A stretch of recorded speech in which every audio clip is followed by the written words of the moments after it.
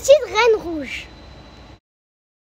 Il était un château où vivait une petite reine. Ses cheveux, ses yeux, sa robe étaient de couleur rouge. Une nuance qui régnait en maître sur tous les royaumes des Grenades et ce depuis la nuit des temps. D'ailleurs, cette petite fille s'appelait Rouge, comme toutes les reines et rois avant elle. Assise en majesté sur son trône et entourée de son précieux camailleux, Rouge était très heureuse. Aimée de son peuple, Rouge était couverte de cadeaux tout plus merveilleux les uns que les autres. Elle passait ses journées à admirer ses pierres précieuses, ses bouquets de fleurs et toute sa panoplie de roses, de robes, d'armures et d'épées magiques. Car derrière sa douceur apparente se cachait l'âme d'une vraie guerrière. Mais tout était si paisible à Grenade. Pourquoi aurait-elle besoin d'utiliser leur pouvoir ? On prépare ma calèche, je veux faire un tour à la campagne. La vie de château commence à me peser. La nature et les animaux me manquent. Ordonna un beau jour la petite reine. Aussitôt dit, aussitôt fait. Ses fidèles sujets étaient aux petits soins. Il fallait que tout soit parfait pour le Rouge adoré. Mais au cours de son voyage, un petit détail caché dans le paysage attira le regard de Rouge. « Non, mais ce n'est pas possible !» s'écria la petite reine qui sauta de sa calèche. Elle quitta le chemin et tomba nez à nez avec une fleur de couleur bleue. Les cheveux de Rouge se dressèrent sur sa tête et son visage commença à avoir une couleur tombale. « Qu'on me supprime cette fleur, je ne peux jamais voir ce genre d'anomalie dans mon royaume !» cria-t-elle. Très contrariée, Rouge retourna vite au château et fit appel à tous ses conseillers. Il fallait absolument résoudre ce mystère. Grenade doit rester rouge à tout prix. Je ne peux pas accepter de voir une fleur bleue. Quelles sont vos explications ? Demanda Rouge. Nous n'en avons aucune, noble reine, balbutia le plus ancien d'entre eux. En colère, la petite reine quitta la salle en claquant la porte. Rouge était certaine qu'on lui cachait quelque chose. Vite, elle enfila son armure, s'équipa de son épée magique et de son bouclier. C'est sur le dos de Cramoisi, son dragon aux écailles de feu, qu'elle décida d'aller explorer l'étendue de son royaume. Puisque c'est comme ça, je vais trouver une solution par mes propres moyens. Après plusieurs heures de vol, elle découvrit absurdie que son paysage se teintait progressivement de bleu. La silhouette d'un château inconnu se dessinait à l'horizon.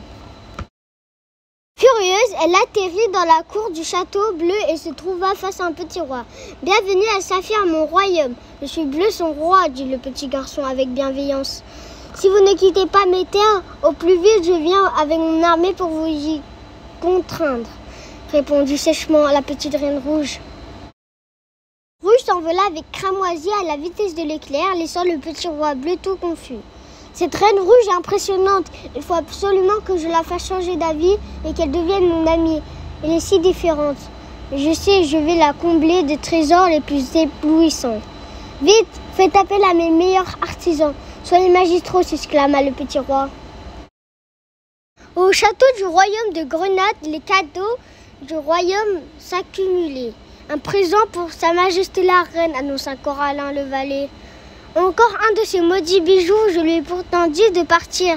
C'est de la provocation, dit la reine qui piqua une colère. Regardez, nous sommes envahis. Soldats, préparez-vous, nous partons en guerre pour repousser cet intrus.